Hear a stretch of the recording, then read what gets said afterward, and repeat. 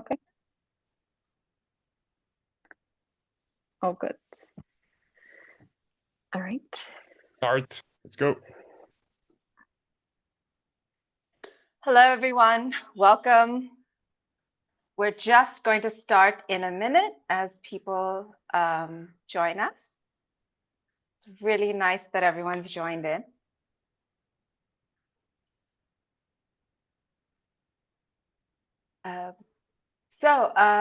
While we're waiting, why don't all of you just type into the chat box to let us know where you're from or which part of the world you're listening in from?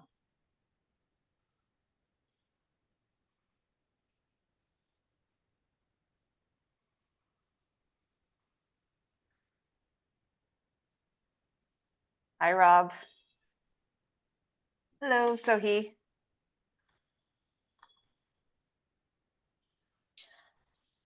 Okay.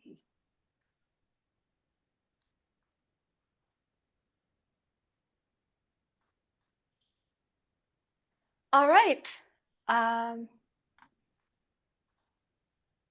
I think we can get started. Okay. Hi, everyone. Thank you for joining us today. My name is Ranjana, and I'm the content manager at GourmetPro. So for those of you who may not know, Market Shake by GourmetPro is a leading innovation and F&B trends newsletter with a 4,000 strong following from decision makers across the F&B space.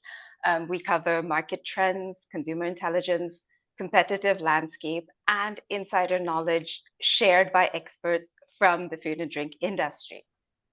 So GourmetPro is a global collective of leading food and drink professionals who can support your end-to-end growth initiatives.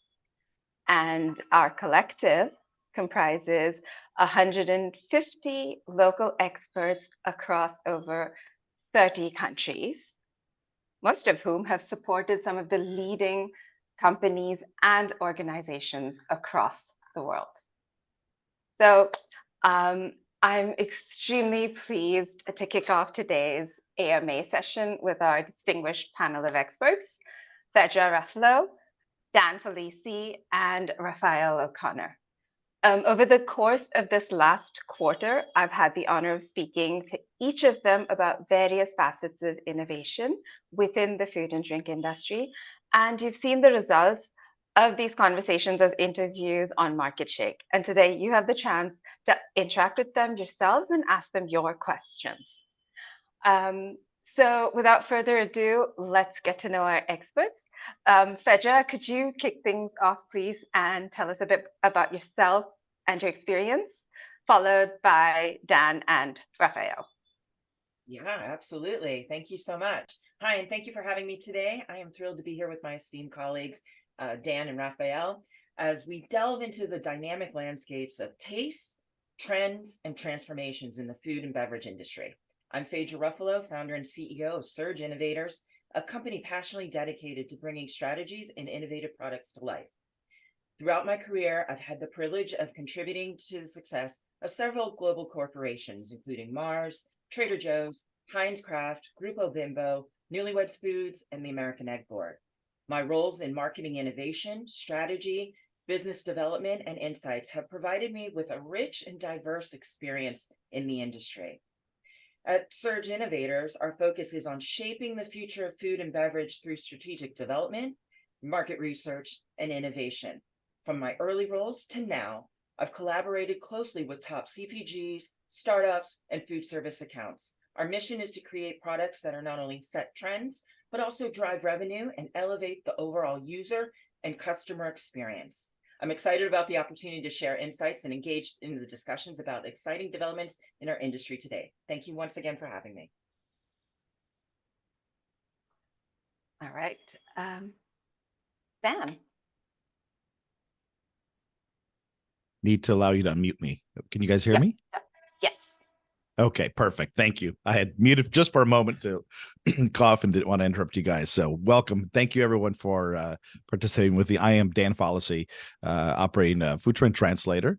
I am a culinary consultant chef that has the whole intention of bringing the culinary perspective to your innovation development and bringing multiple uses, applications, and uses through innovation and doing tours and bringing those products to life with flavor. I've supported major national corporations, all the QSRs throughout the USA, McDonald's, Burger King, Wendy's, TGI Fridays, Applebee's, and many, many more. So we are looking forward to answering your questions and hopefully bringing some fun to this seminar. Thank you, Dan. My name is Raphaëlle O'Connor. People call me Raph usually, and I'm based here in Ireland. I'm originally from France, but I've been living here for the last 25 years. My background is very much in food science, food technology, and from that, I had the privilege to be part of different organizations like Wyeth, Nestle, Pfizer, Johnson & Johnson, where I led a number of different roles, some of them being very operational and hands-on, meaning going back into the lab and looking at ingredient characterization, product design, formulation, then moving into the pilot plant in terms of development, and then commercialization, scaling up of some of those products. So very much end-to-end innovation type of projects. And then I moved into more of a project manager role, whereby I would have led multidisciplinary team, making sure that we had all the different stakeholders on board, like quality, regulatory, operations, marketing, making sure that there was a full alignment on the requirements and expectation to ensure product development and launch. So it's a real privilege to be here today. My second webinar with GourmetPro. I think in terms of panel, couldn't be a much better fit from being with Dan and Phaedra today and coordinated by Rajana, all of us having different experience, expertise, and I think that's where we can fertilize the ground together. Obviously welcoming our audience with us because we know that the transformation of food is complex and it's important that we are on that journey together. So looking forward to contributing to the discussion and hopefully being able to answer some of your questions and look at challenges, look at solutions together and how we can innovate in that space, whether it is food service, retail, or any other environment where we can contribute to that transformation of the food industry. So thanks again for being here and thanks for having me as part of this webinar. Thank you, Raphaëlle. It's absolutely our pleasure. Okay, before we dive in, let me just take everyone through how this will work. We'd asked everyone to submit questions for the event beforehand and have had like a bunch of really great questions come through. We'll first have Dan, Raphaëlle, and Phaedra answer these questions specifically addressed to them. We'll then have a couple of questions on specific topics where all of them will share their insights. And finally, we'll open up the space to the audience for a live session. So if you have any questions, please enter them into the chat box and we'll try and answer as many as possible. And don't worry, if we're not able to get to your question, we will try and get you an answer later on. And for those who stay till the very end, we have a really special end of year gift from the GourmetPro team. So I hope that encourages you to stay on till the very, very end. So, all right. So let's start with our first set of questions. Firstly, our first question is for Raphaëlle, and this is, what are some of the key trends emerging in nutraceuticals? So this question really is directed to the nexus of health, nutrition, and food, and how some of those products can really address the different needs and requirements of different target audience. So it's a complex topic, and I think this slide is a good summary of how we can look at nutraceuticals, because we have identified different buckets, different audiences that are interested in nutraceuticals, and their expectation, their requirements are completely different. So just to go through this slide together, on the left-hand side here, we have our different segments. So we have our peak performers. They are the ones that expect nutraceuticals to be immediate type of actions and benefits. Then we have our reactive consumer. They are the ones who may have been diagnosed with a specific condition. And again, they are relying upon nutraceuticals and their healthcare professionals to get some help through nutrition to address their specific concerns. And the last segment of consumer are the ones that are looking at nutraceuticals to address proactive health. So they don't have a specific concern and need, but they understand the value of different mineral, vitamins, or bioactive in order to be very preventative and make sure that they have a better quality of life or longer lifespan through nutrition. So this is to address the different segments that are interested in nutraceuticals. And on the x-axis, you can see how we are addressing nutraceuticals through different means. Some of those are really related to the product, different ingredients, different formulation, different type of form of product as well, capsules, tablets, sachet. So this is really looking at the product. And then to offer an end-to-end nutraceuticals, what we have seen recently is how service and technology can really support the product, but also bring additional value from the consumer perspective. So it is a complex slide, but I'd like to maybe start by, bringing this to the audience. I don't know how that resonates with Dan and Phaedra, but that's how I would look at nutraceuticals at the moment.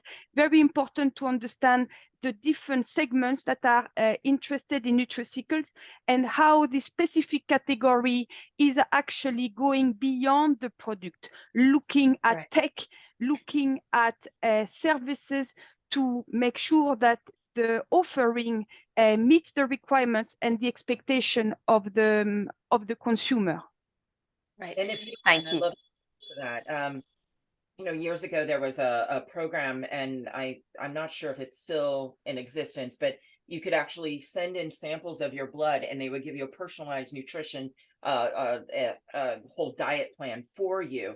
And so that, seeing where you're stated with smart devices, real time, having that customization, a part of nutraceuticals is going to be key moving forward, no matter what. We've already really addressed customization in the last decade on how important it is. So you're going to see a lot of different products out there honing in on specific protein or just, brain health. So it's just going to be continuing to emerge, but unfortunately it's not a one size fits all. You're going to have to understand different niches of the market to enter into it. Yeah, I think first of all, Phaedra and Raphaëlle, I love the chart because one of the first things that we see here is taste under ingredients, and that's where my world lives. First and foremost, everything's got to taste good, right? So before it benefits you and has all these other attributes to it. And so one of the things I see this going to is the conversation swirls around a lot around plant-based foods and kind of how they've had that meteoric rise and now they're kind of falling down again. I believe plant-based is still a sustainable product for a lot of different reasons. And we're looking at a lot of benefits that you see here in this chart for nutrition and the ability to leverage those products. So the history of plant-based foods, started off, I would say mostly it was a cottage industry. It was back in the 70s, it was those weird people that ate, vegetables only and didn't eat the meat. More the 80s and the 90s, it became in the grocery retail space format. And it was really I wouldn't say frowned upon, but it wasn't really explored by chefs in general. It wasn't the star of the plate.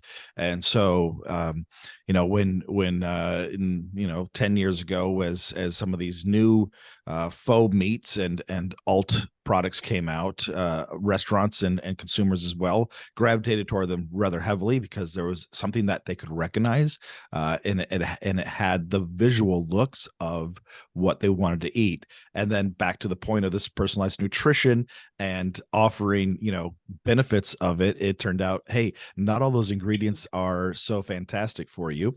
And so here's where we are today. I see plant-based 2.0 coming around, where chefs are really focused on presenting more vegetable forward rather than plant-based. So we're looking at things that are becoming a way of preparation and techniques.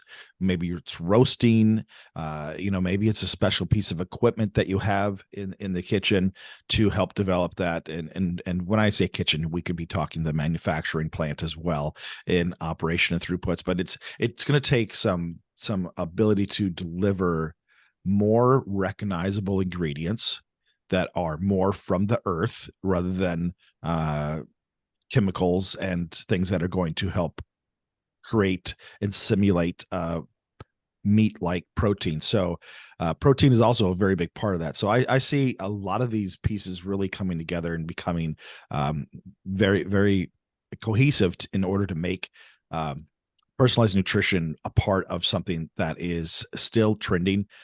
It's just got to kind of get reinvented to some degree. So yeah, thank you so much for sharing the slide, Raphaëlle. It's a great view of what we're talking about. Yeah, and if I may jump in, I think, the contribution that you have made here around addressing the time, how time is critical here. On one side, with culinary arts and culinary science, we're able to kind of reinvent tradition and look at food differently. And then on the other, we have personalized nutrition that is very kind of medically driven, right? And in between, we have customized nutrition. We have how people like ourselves, like Innovator, can make sure that the offering is more targeted, more bespoke to the different audience in terms of taste, preferences, nutritional requirements. So I think the key here is time. And what we have seen in plant-based and maybe cellular agriculture or some of those new technology whereby, the consumer wasn't always ready to embrace those new type of products. So time is critical here. And as we know, around innovation, sometimes we're too early, sometimes we're playing catch up. So it's very important to take that into account. Yeah. Thank you. All right. Thank you for that very lively discussion. And Dan, you beat me to the punch because there was a question further on about where plant-based is going to next. So, Glad I could help. So, okay, this question is for Phaedra. There's been a lot of news about ultra-processed foods at the moment. How much do consumers know or understand about it in your experience? Well, in my experience, it's been a conversation that's been going on for some time. Actually, especially in the last 10 years, with a lot of these plant-based products that have come out, and back in the mid 2000s, removing trans fats. That's where some of the conversation was like, well, what is processed food? And people are like, well, there's wine is processed, bread is processed, but so is a Twinkie. So they had to really define, like, okay, what are we really looking at? And back to the point of what Dan was talking about on, some of these plant-based foods that have some ingredients in there that people can't really pronounce, and it's scary. So we're seeing where there's more of a need and a demand to get real ingredients and to really ask, what is in their food? Because as we can see, more millennials and Gen Zs are taking more initiative on their health and asking, okay, what is in there? How is the long-term effects going to be for me? As also, is it satiating and does it taste good? So it's really crucial that the main concerns of ultra processed, it's a multifaceted landscape, but you really need to understand, like, what is heavily processed foods, potential health risks, and really try and dive into for the demand of cleaner labels and healthier options to improve nutrition. So this is kind of where Raphaëlle and I kind of mix together, because she's the nutritionist here, so she can add a little bit more context to it. But definitely in working with consumers, you need to be having more education initiatives. Being transparent in the food processing is essential. Transparent labeling and better understanding of nutritional information is going to be key for continuing with this path. Okay, great. Yeah. All right. Building And on that? Yeah, I Raphaëlle. think, you know, Phaedra explained it very well. And from a food science perspective, processing is very important in the food industry, just to make sure that we have an appropriate level of quality and safety. And at the same time, the food industry really need to build that trust and have that transparency with our consumer in terms of what we do to the raw materials and the type of ingredient that we use. So how do we find the balance between making sure that we have a product that is of good quality and safe using different processing technology? And then how much are some of the brands or companies hiding behind too much salt or too much sugar to increase the shelf life, which will have an impact on the long-term health and well-being of our consumers. So this is the balance that manufacturers and brands need to look at. Certainly, maybe building on what Dan mentioned earlier, is by working with culinary arts science, there are opportunities to look at processing steps to see how we could enhance the sensory experience of the product without having a negative impact on the nutrients. So a concept that is starting to be very well established from a consumer perspective is what we call nutrient density.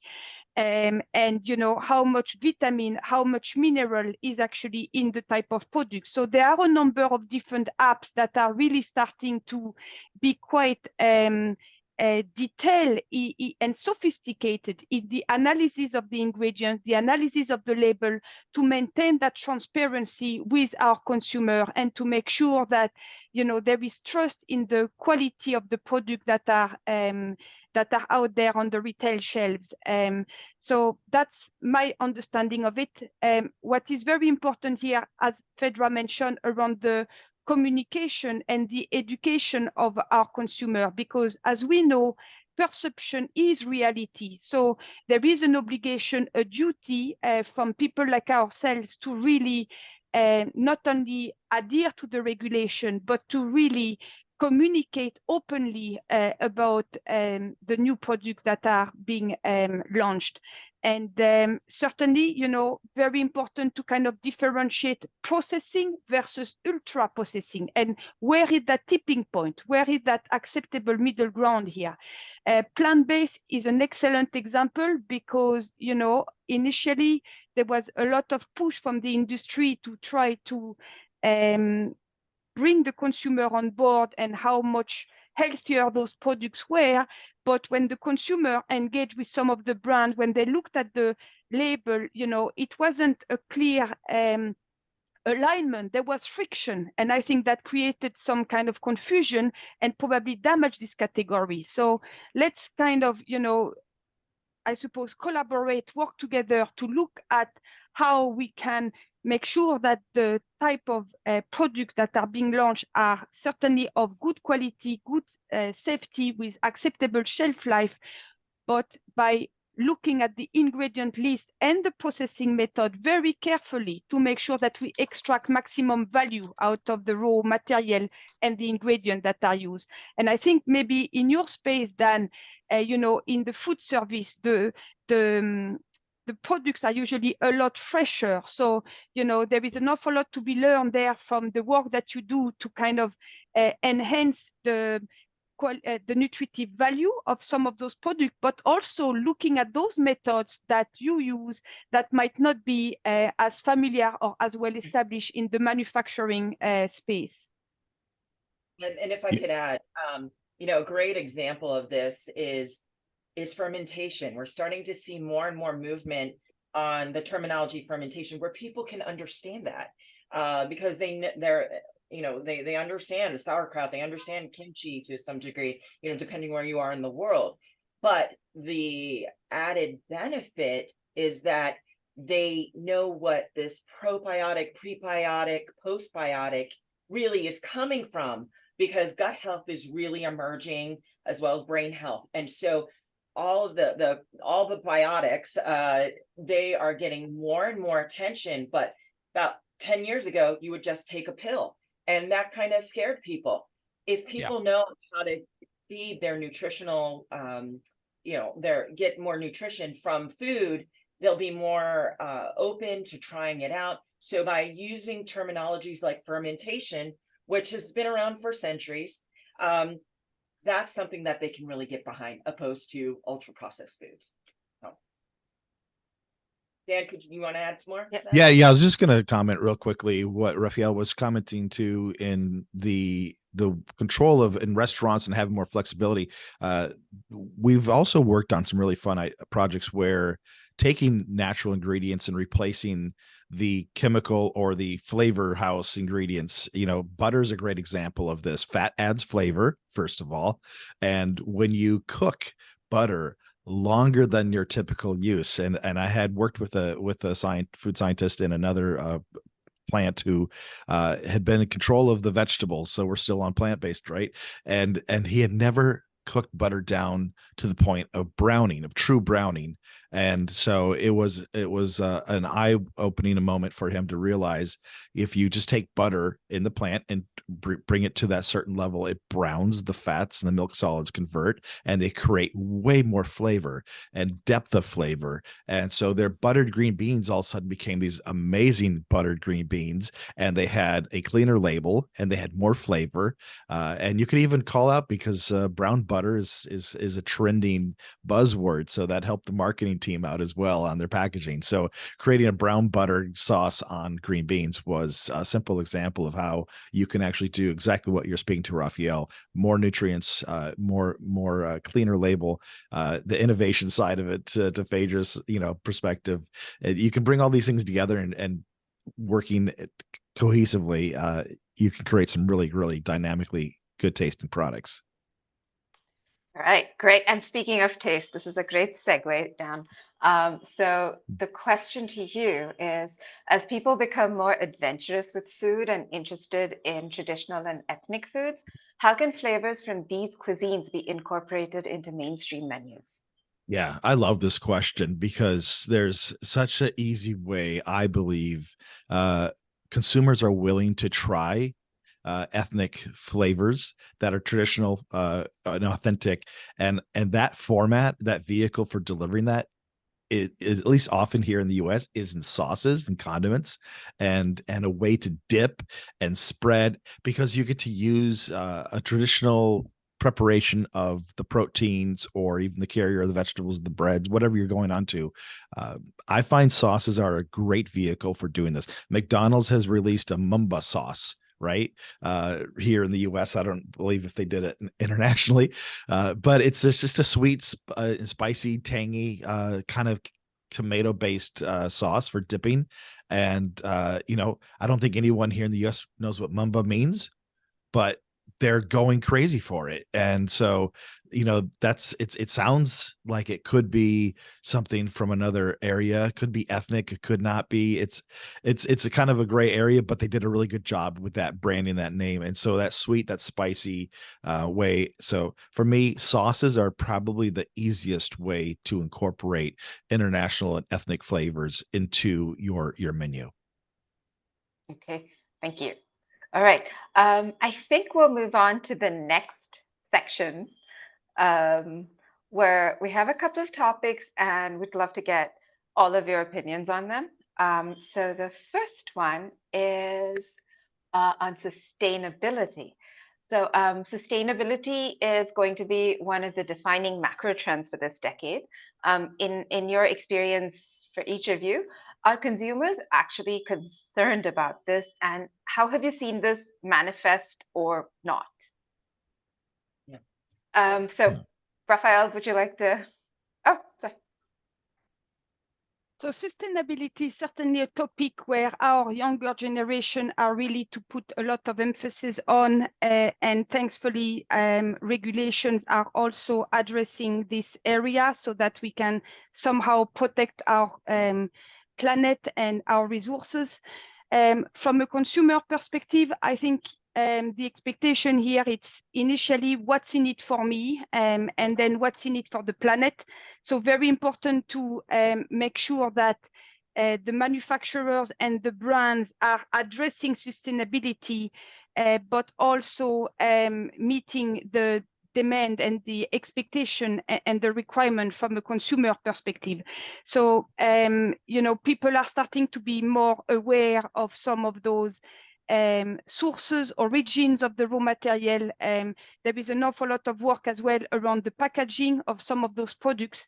So by engaging with the consumer and by addressing some of those personal but also societal concern, we are more likely to have an engagement and a collaboration. We're in this journey together. So that's what I've been looking at for the last, I suppose, maybe 2 to 3 years, especially started around COVID, whereby it's no longer a me versus them kind of situation.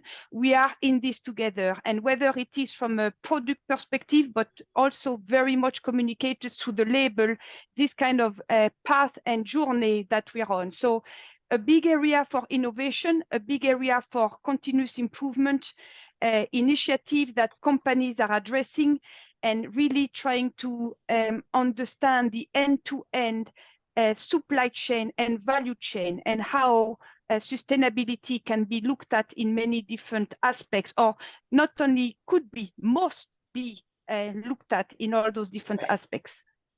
If I could add to that, I mean, I always look at sustainability as the umbrella of many different areas, like upcycled foods or regenerative agriculture.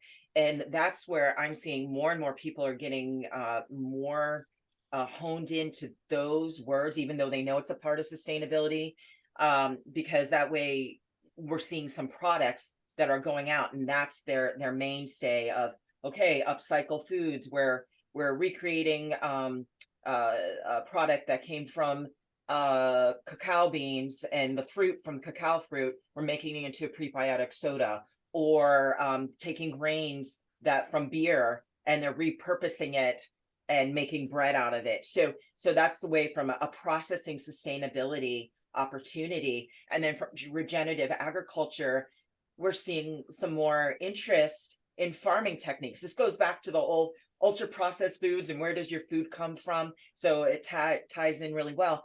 We're seeing a lot of commodity boards move forward on their sustainability approaches on the processing, and how maybe peanut farmers are taking their peanuts, but then and they have always been doing this, taking the leaves and the root and regenerating it and putting it back into the soil, because it creates nitrogen in the soil and it helps with rotating crops.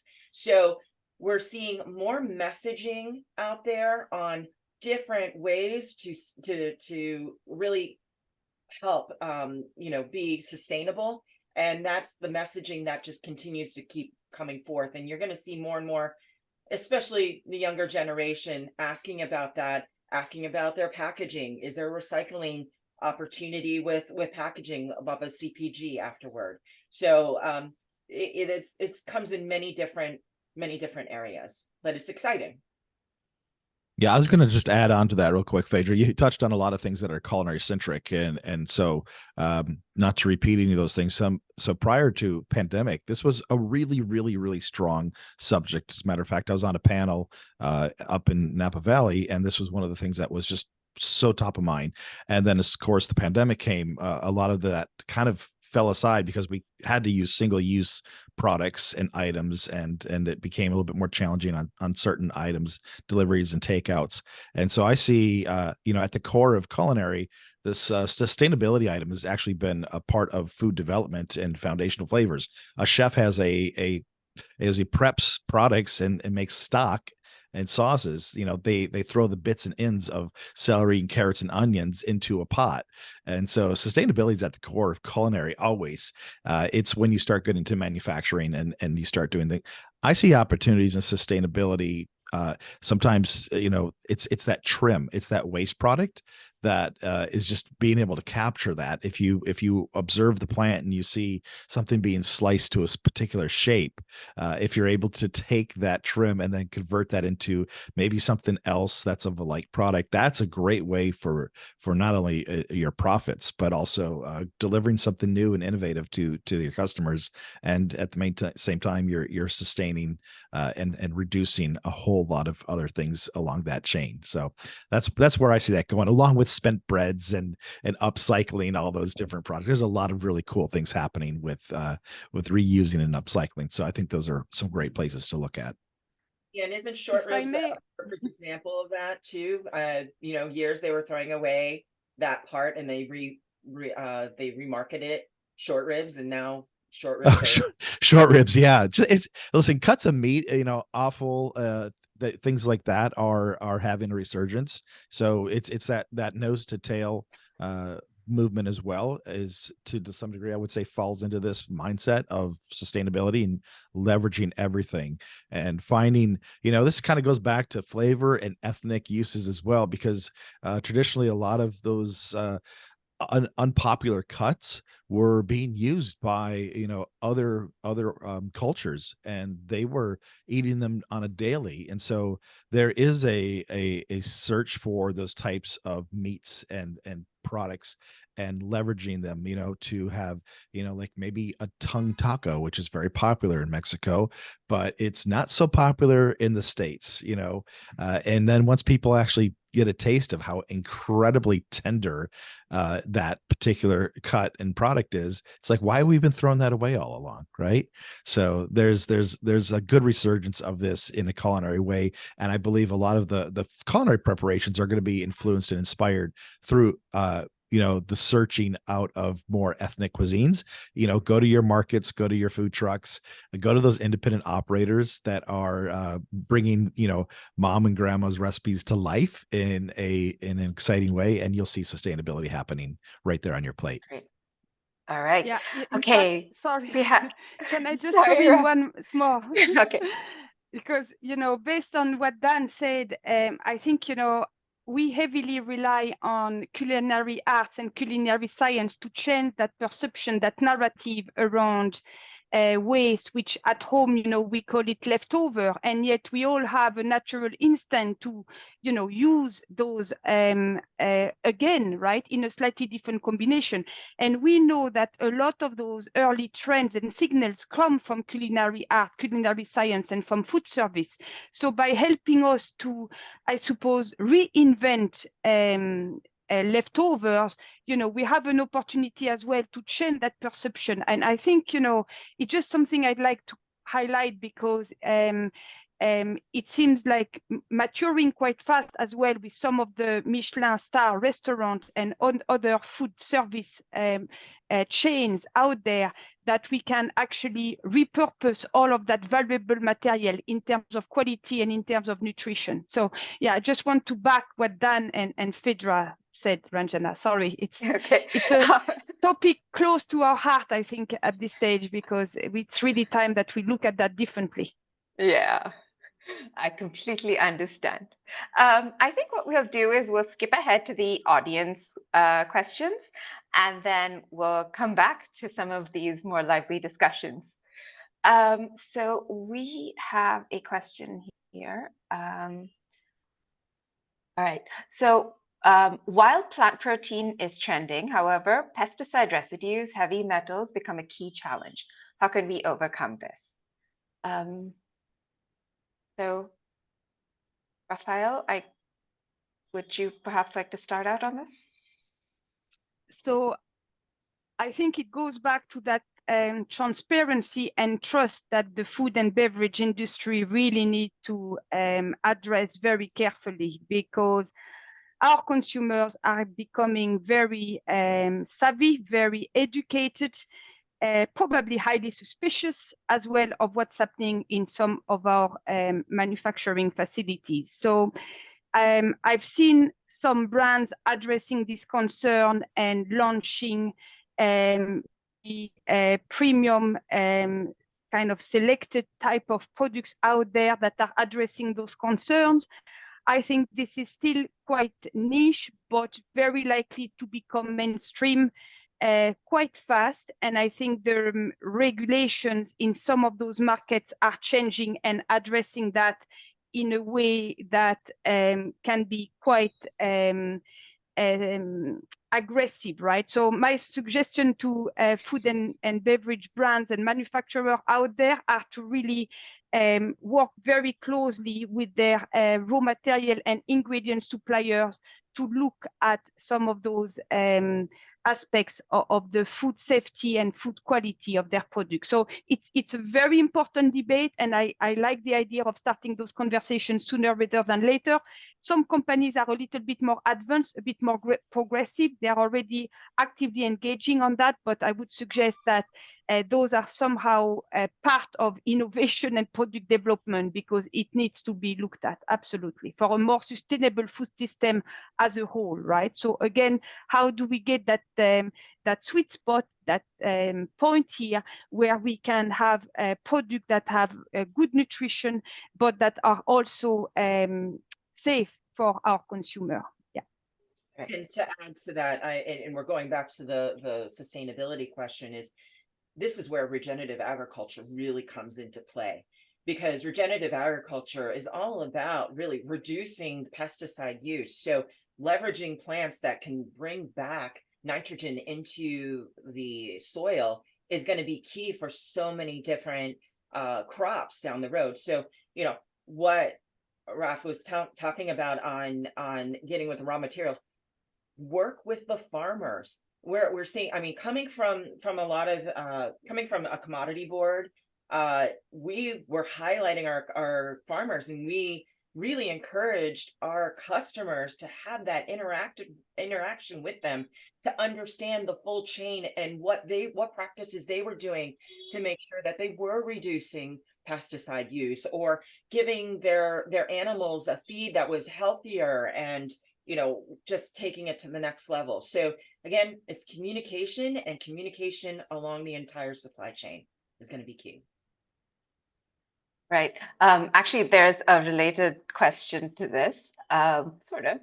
Can you share tips on how to educate consumers on new or unfamiliar claims or ingredients, and what kind of messaging appeals to them best? Absolutely, absolutely. I've worked on that a lot, actually. You know, one, you need to make sure that you're very clear in conveying the information. And my mantra is simplicity in communication enhances comprehension, right? Just keep it simple, buddies. So years ago, I worked on a messaging campaign at the American Egg Board called Made with Real Eggs. And we were trying to really highlight that eggs were in products. Just made a big egg with a yolk in it and just said made with real eggs. Didn't have to get fancy, didn't have to go back to it, because people knew what eggs were, and they knew exactly what that icon meant. So, you know, keep it very simple. And then, you know, you can continue also with other visual aids, like on your websites or in digital marketing. Become a storyteller. Frame the information in a relatable stories, real life scenarios, personal connections. Another area that you really want to address is if you have something that's controversial, you know, maybe bring in a influencer to help them and show them the ways how to really introduce it. I've got another example. I've been listening to the peanut podcast, and peanut allergies are a big deal. And in many allergies with eggs too. In 2015, research came out on helping having kids being introduced to these allergens at a younger age, between 4 months and 6 months. So what the peanut board did was they actually brought in an influencer, an actor who just had a child, and showed online them introducing their child to peanuts at an earlier age, how to do it, so he could help educate others how to do that too. Because you read this information, but then you're like, what do I give them? You know, how do you approach it? We know that Israel actually did a lot of great work on introducing peanuts in a biscuit, a teething biscuit, to kids, and that's how they saw a reduction in peanut allergies. So that's just one example. So consider all the different aspects of it, and really, like, you know, have your story simple. Don't overcomplicate it. Right. Okay, there is a question for Dan. Do you think the low sodium trend will see as much traction as the low sugar trend? And is it a trend that's emerging in food service? Yeah, low sodium it's really interesting. I was having a conversation around this just the other day with someone, and the visibility, the numbers of people that are looking for low sodium in the grocery store is astoundingly high. It is probably the number one, if number two, if not number one, call out that consumers look for. It's not typically called out in operational restaurants. So unless you're going to a very, very specialized independent restaurant operator. So sodium is a big part of flavor, but I see it as a reduction is something that's going to need another way to enhance flavor. Sodium is typically used in manufacturing, of course, for preservation, but in cooking, we use it to highlight and elevate flavors. So there's other ways to bring flavor out, as I said earlier, like cooking your butter longer, right? Adding a squeeze of lemon to it so it stops, but now you've got citrus and you got the rich butter, and that pops it up. But I believe that low sodium is something we should strive to use in production work. Salting and adding that at a individual cooking plate or present in the restaurants isn't really where the problem seems to be, except when you get that order of French fries that are oversalted. However, in manufacturing, ideally you want people to be able to add what they want after the fact so they can do it. So I see it as a big trend. Low sugars are obviously a big problem as well. I know in Mexico they have to call out the sugar content because of the obesity issues they have with the children and the way that food's been processed in that country. And so, they kind of run in tandem with each other. I believe they're both going to be just as important for the long run as a macro trend, and not just something that's just going to be a one-off. So that's my thoughts. Okay. There's a question that I think is for all of you. What are some of the key things to keep in mind when localizing products for different markets? And this is important when thinking about different countries as well as different regions within the same country. So, yeah. Sure. Phaedra, if you'd like to, yeah. Yeah, definitely. You need to think about the language adaptation to it. How does it translate? Maybe one thing here in the United States doesn't really translate well overseas. You need to understand the regulatory compliance. That cannot be overstated. There might be some items in there that are just not fit for certain countries. And then market research definitely plays a pivotal role in this. You really need to understand the consumer and how they're going to be using that. So there's a lot of work in order to understand how to bring it into new emerging markets or established markets, but understanding how they would leverage it. Especially if you're selling in ingredients, maybe they'll be using this ingredient for beverages, whereas another country, they might be utilizing it more in bakery items. So, definitely have that understanding of it, and do your market research behind it. Just want to add to what Phaedra said. So certainly strategizing a regulatory landscape is critical because different markets have different requirements. And also how data science and life science can really address some deep kind of social aspects around the shopping experience, the preparation, the consumption of the food. So when we look at innovation, we usually try to map out what happens at the very kind of global strategic level, and then understand some of those nuances across different regions, across different markets. And back to that question, sometimes even within the same market, there are some very clear distinctions that need to be taken into account. So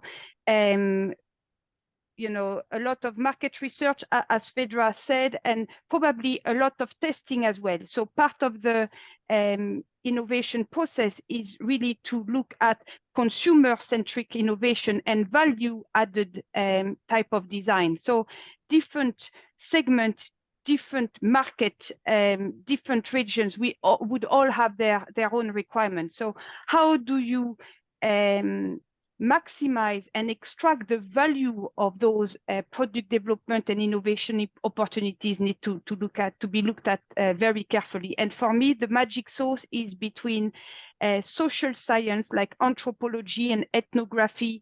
It's life science around culinary science or food science, and it's also data science, you know, the quality of that data, that market research, consumer insight that you're going to get. So if you can combine those in a way that's going to help you to have to launch and also to build that kind of sustainable business into the strategy or into the project. So that's my, I suppose, approach and my suggestions in order to increase the the probability of success of launch of a new product. It's very complex, as Phaedra said. So, you know, we could go on for quite some time, but this is where I found the solution would potentially be. Dan, would you kind of share that, or?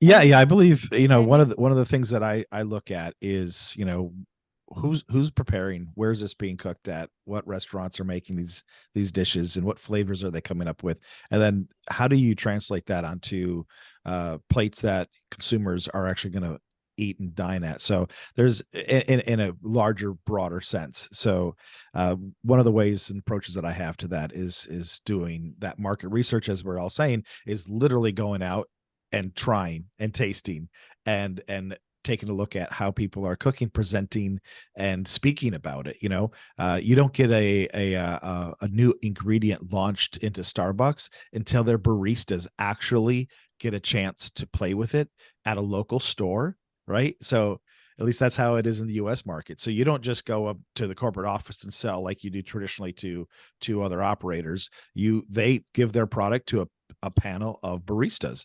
And how do they talk about it? How do they like it? You know, and they gauge, you know, the customer reaction. And so market research comes in a lot of different ways. And so that's just one of the ways I believe it can be looked at and exploring on a more personal level, taking a look at what's being done in that particular region and how they're doing it, and how does it resonate with those guests. All right. Okay, I think we have time for one more question. And just to remind everybody who's joined, stick around to the end because we do have a gift for you. Okay, all right, the question is, to help the innovation process, what is the best or recommended way to collect and maximize the information sales teams can gather from their regular interactions with market players, such as customers, influencers, partners, and even competitors? There are about 10 questions in this one. That's a very, you know, good finishing line, but certainly from experience, you know, a stage gate process is very important here, where the different disciplines can gather and review the progress and ask those hard questions. Along with that, I think regular engagement with the consumer in terms of focus group and looking at how a new ingredient or a new product can be used is also critical. So I leave it like that because I think it's a fascinating question where we could have a specific webinar dedicated to that, but those are the two aspects that I would consider, and leaving Phaedra and Dan to jump in as well with what they think is the most relevant here.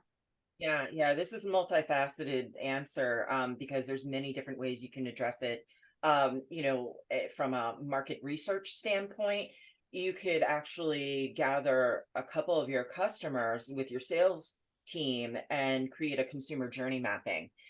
So you could have a whole research where you're interviewing those customers, gathering the insight, and then doing an overarching research, which can then be shipped away for those specific customers. Again, I'm a big advocate for training. So constant training, continuous training is always a way to really help with sales, understanding what your teams are able to offer them, and the fact that they are so important piece of the whole cog of everything. And so we need to gather more insights from their customers so we can get more rich research. Definitely create kind of a better feedback mechanism, that kind of plays into the training, but a certain feedback mechanism that doesn't really overwork the sales force, but maybe they could, after their calls, they can just type in something on an app and it can be automatically uploaded. And then hopefully by then you can see where there might be a trend where multiple of their sales force are gathering the same insight. And that could actually help spearhead a whole new research for you. So you can really be ahead of the game and come up with new concepts. Yeah, I just add on to that real quickly. I believe, the sales folks they do a hard job, and I often assist and go out in the field and support them. And, it's amazing what they do. It's also, it's really not their specialty to cook and present, right? And but they're there to take the orders. And so being able to maybe, align yourself with a culinary centric person who can speak the language to the buyer, I think is really helpful. Whether you're going into retail or food service, chefs are in positions, and that culinary talk, that chef to chef conversation, it's real. It's not a secret language, but it's just an understanding.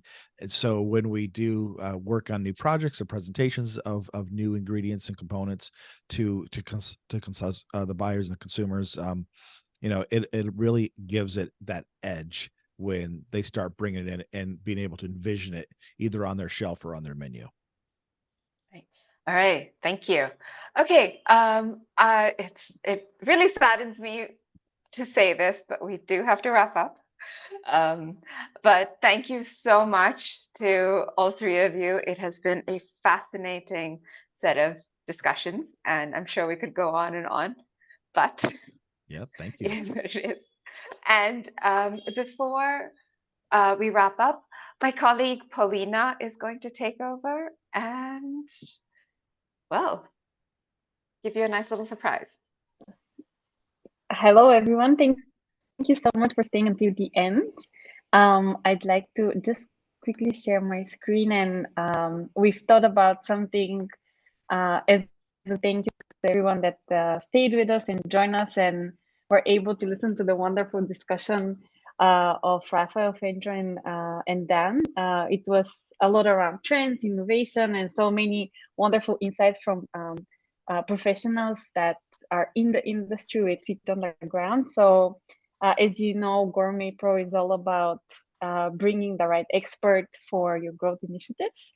So as you know, end of the year is coming up, and a lot of you are looking to your initiatives and challenges for 2024. So we thought, how about we give one present to all of you. So I wanted to share quickly that the team at GourmetPro is really looking forward to support you with unlocking your growth potential for next year. So we wanted to provide a voucher of $1,000 to anybody who joined us today and would like to start a project with one of our GourmetPro experts, whether it's going to be your market entry initiative, your innovation pipeline challenge, or market expansion, or route to market transformation. So we support in many different activities, and I think one of the purposes of today's webinar is also to get a taste of our experts' insights and expertise. So if you're very interested in exploring further, this voucher is going to be valid by the end of January. So please feel free to reach out to me, whether by email at polina@gourmetpro.co or by LinkedIn, or just reach out to our GourmetPro website. So once again, we provide a $1,000 voucher to anybody that would like to start their initiative for 2024. Thank you so much. And All that's right. fantastic. All right. Finish it up. Right. Thanks, Paulina. All right. Thank you, everybody, for joining us today. And thank you, Phaedra, Raphaëlle, and Dan, for all of the wonderful insights. It was fun. I loved having this conversation. Thank you, everyone. Thank you. All right. Have a great week. Happy holidays, everybody. Have a great week. Thank you.